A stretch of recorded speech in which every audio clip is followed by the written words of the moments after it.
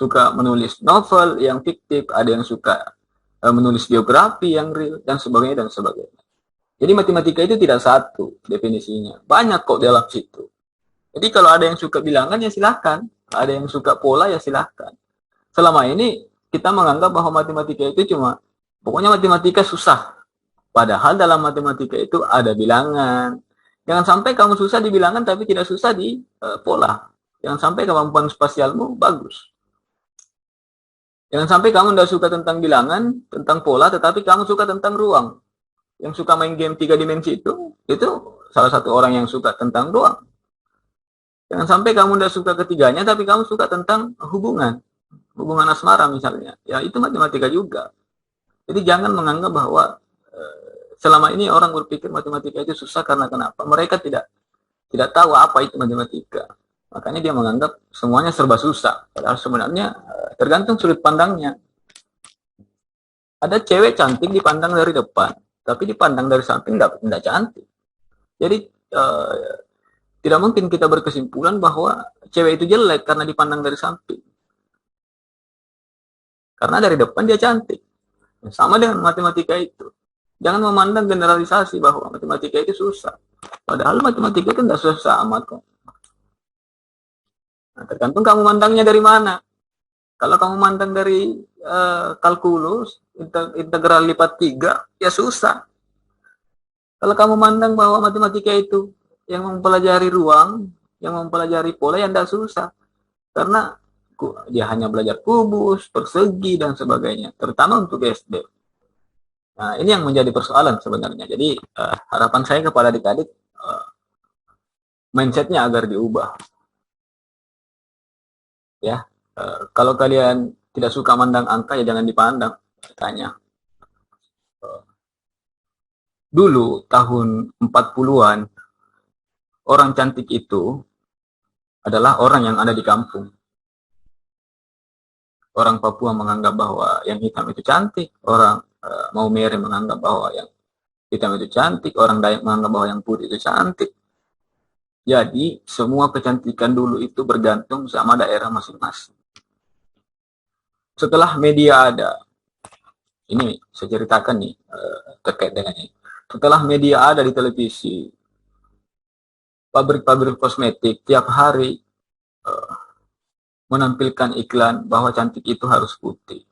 Cantik itu harus putih, cantik itu harus langsing. Cantik itu jadi semenjak tahun 60-an sampai sekarang 2021, mindset orang-orang terbentuk sudah bahwa cantik itu harus langsing, harus putih. Jadi yang gemuk jadi minder. Padahal sebenarnya pemikiran kita tentang cantik itu dibangun oleh televisi. Bahwa cantik itu harus putih, harus gemuk. Harus apa? Harus kurus. Yang gemuk kasihan, kena bully tiap hari. Yang hitam juga seperti itu. Ya wajar dia mempromosikan produknya. Sama dengan matematika. Kenapa matematika itu dianggap susah? Karena setiap saat kalian diberitahu bahwa matematika itu susah. Dari SD. Dari SD susah. Orang tua bilang, susah itu matematika. Ketemu dengan teman susah. Jadi yang terbangun dalam mindset kalian adalah matematika itu susah. Nah, sama dengan cantik tadi. Karena setiap hari mindset kita dibentuk oleh promosi-promosi iklan di TV.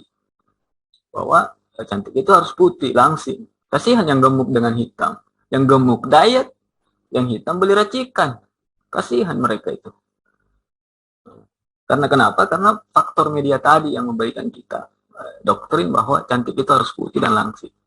Sama dengan matematika. Kami sebagai dosen yang, kenapa kamu ingin putih? Apa Pak ya? Supaya cerah Pak. Iya, kenapa kalau cerah kelihatan? Apa, kenapa?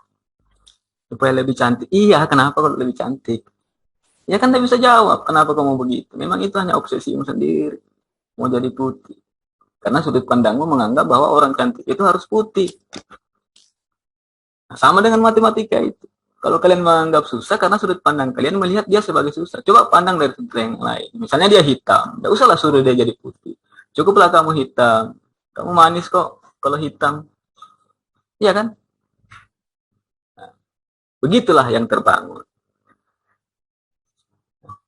Tidak apa-apa ya, saya sedikit ngoceh-ngoceh ini karena pertama ya. Nggak apa-apa, Pak. Karena untuk merubah mindset kita. Jadi adik-adik begini ceritanya. Dulu tahun 40-an, orang cantik itu adalah orang yang ada di kampung.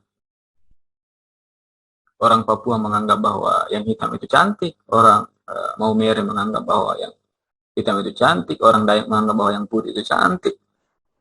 Jadi semua kecantikan dulu itu bergantung sama daerah masing-masing. Setelah media ada, ini saya ceritakan nih terkait dengan ini.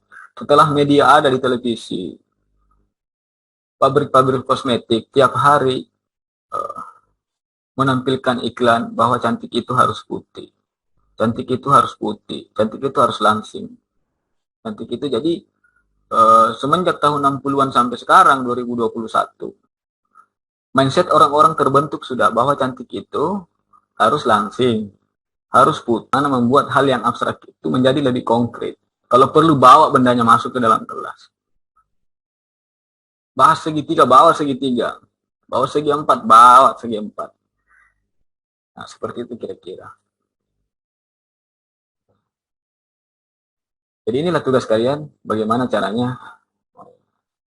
menghilangkan sesuatu yang, atau mengurangi sesuatu yang abstrak menjadi konkret, untuk dijelaskan kepada anak SD. Beda dengan ngajar di SMP dengan SMA. Jadi dapat sudah poinnya kan. Pembelajaran matematika SD itu tidak usah susah-susah. Pokoknya kalian kalau perlu bendanya bawa masuk di kelas, sudah selesai persoalan. Anak-anak SD itu susah diajar karena mereka disuruh membayangkan sesuatu yang tidak pernah mereka lihat. Ngajar kubus, gambar kubus di papan tulis. Adakah kubus di gambar kubus di papan tulis itu kubus kah? Kubus itu dimensi 2 atau dimensi 3? Dimensi 2. Dimensi 3. Di papan tulis dimensi 2. Bingunglah anak-anak lihat gambarnya. Mana sih kubus ini, kok datar, kubusnya datar ibu ini. Iya kan? Coba aku bawakan bendanya langsung masuk ke dalam kelas. Kardus bekas aku bawa. Ini kubus. Sudah selesai persoalan. Kau gambarkan di papan tulis, kubus itu kan 3 dimensi. Kau gambarkan di tempat 2 dimensi. Bingunglah anak-anak. Nah, jadi hal seperti itu yang harus kita perlihatkan di pembelajaran matematika SD. Kalian mungkin di pembelajaran matematika SD belajar teori Piaget, operasional konkret, sensori motor, operasional tahap pra-operasional, kemudian operasional konkret, operasional formal, masuk ke Brunner, belajar bermakna, masuk ke Ausubel, masuk ke Thorndike, masuk ke ini dan sebagainya. Pi susu. Ya kan anak SD mana tahu itu pi susu, yang kalian ini yang mahasiswa yang tahu karena viral kan. Jadi tahu, anak-anak SD mana tahu pi susu itu dan sebagainya. Jadi yang sesuai dengan keseharian mereka yang itu yang kalian jelaskan. Jadi supaya nyambung, abstrak dijelaskan dengan konkret, menggunakan apa yang dikenali oleh siswa. Kenapa selama ini pembelajaran matematika kacau? Karena sesuatu yang abstrak dijelaskan lagi dengan abstrak. Ini masalahnya. Kenapa begitu? Karena gurunya malas. Apa yang ada di buku itu juga yang dia jelaskan. Jadi kacau. Memang agak sedikit kacau. Nah, jadi ke depan arah pengembangan pembelajaran matematika ini ke berbasis budaya. Saya harapkan budaya, supaya budayanya orang-orang Kalimantan Utara dan Timur ini, baik itu Dayak Kenya maupun Lundaye dan sebagainya, yang Tidung, kemudian sub-sub sukunya, itu jangan kehilangan identitas. Jangan. Itu jangan sampai kalian kehilangan identitas. Ya. Pikiran kalian boleh kemana saja, tapi jangan lupa kakimu itu bertumpu di mana kamu lahir dan besar. Itu jangan pernah dilupakan itu. Makanya supaya itu tidak hilang. Makanya matematika itu jangan kalau ngajar tidak usah terlalu peduli dengan buku teks. Apa yang ada di daerah sekitar terkait dengan budaya itu yang berusaha diajarkan kepada siswa. Entah lewat permainan tradisional, entah lewat perisainya. Perisainya itu bentuk apa? Segi 6 kan? Itu bawa aja masuk kelas, ini bentuknya segi 6. Kenapa 6? Ini namanya sisinya, ini namanya ininya sudutnya. Tidak usah kau tampilkan akut. Jadi itulah manfaat matematika itu tidak jauh-jauh dari kehidupan keseharian kita. Kenapa demikian? Karena matematika itu berasal dari dunia nyata. Ini nanti kalau misalnya ada yang tertarik dengan matematika, maka ini arah risetnya ya. Ada ke representasi matematis, ada spasial, numerasi, tipe kesalahan, conceptual understanding, problem solving, dan sebagainya, dan sebagainya. Ini terakhir, ini mungkin terakhir ya. Oh ya, ini oleh Alfred North Whitehead. Ini salah satu penulis temannya Bertrand Russell tadi, sama-sama dari Inggris, dari Cambridge ya. Dia mengatakan there is no other shortcut if education we decide to produce a certain confirmation of mind. We must day by day and year by year accustom the student's mind to grow in the set structural set. Artinya apa? Tidak ada jalan pintas. Jika dalam pendidikan kita menginginkan suatu konfirmasi pemikiran tertentu, maka kita harus hari demi hari, tahun demi tahun, untuk membentuk pikiran siswa itu seperti yang kita inginkan.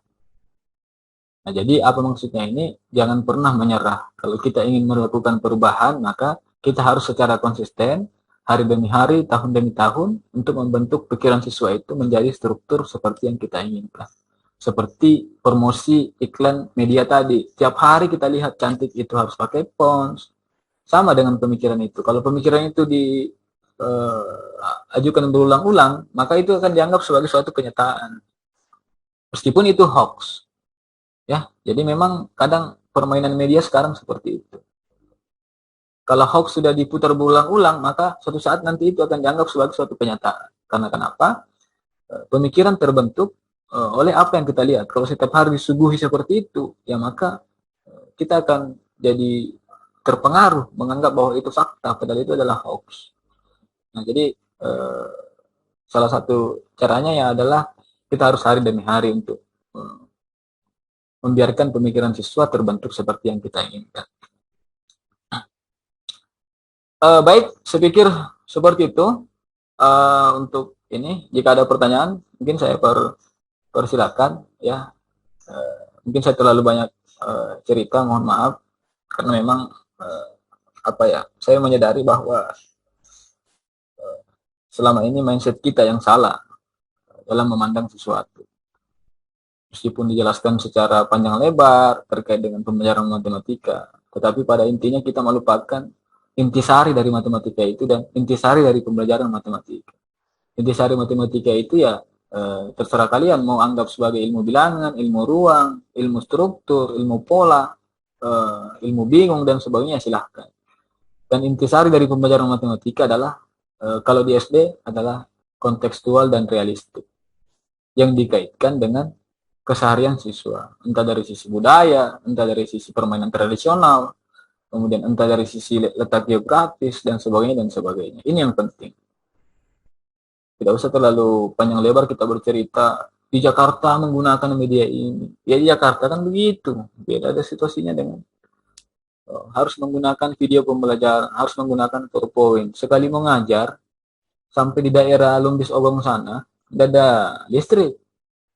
Mau colok di mana proyektornya? Mau colok di hidungmu? Ya enggak juga kan. Jadi memang kita harus kontekstual dengan keadaan peserta didik. Nah, baik adik-adik, saya pikir seperti itu. Mungkin jika ada pertanyaan, mungkin kita bisa diskusi.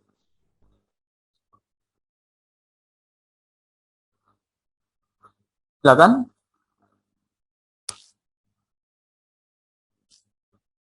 Ada yang ingin sesuatu atau ada unek-unek yang ingin disampaikan terkait dengan saya senang kalau ada yang membahas permasalahan pembelajaran matematika di kampungnya. Itu lebih seru untuk dibahas, lebih bermanfaat daripada kita setengah mati diskusi, baru diskusinya tidak ada ujungnya, tidak ada manfaatnya.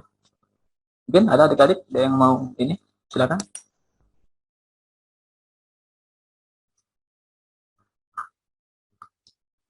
Nggak ada? Jangan-jangan keluar semua nih? Tidak ada. Ya. Nggak ada? Nggak ada, Pak. Oke. Tidak ada. Oke, jadi seperti itu ya. Harapan saya ke adik-adik, ubah mindsetnya. Ya, ubah mindsetnya. Karena kenapa? Satu-satunya cara kalau kita mau tertib adalah pikiran harus ditertibkan dulu. mindset kita yang harus dirubah. Kalian gunakan baju mahal, logikanya begini. Kalian mau ketemu dengan cewek, ya kan, misalnya si Janter lah, Budi Janter Christian. Mau ketemu cewek, dia singgah dulu di Royal Shop Tarakan, beli baju Red Cool misalnya atau Quicksilver lah, beli baju harganya 350, celananya 900. Habis itu dia ke Pasar Batu lagi beli sepatu kanguru harganya 1 juta, dengan harapan bahwa ketika ketemu cewek itu akan mengatakan, wow, gantengnya si Janter ini. Nah, pas ketemu rupanya cewek itu tidak tahu merek.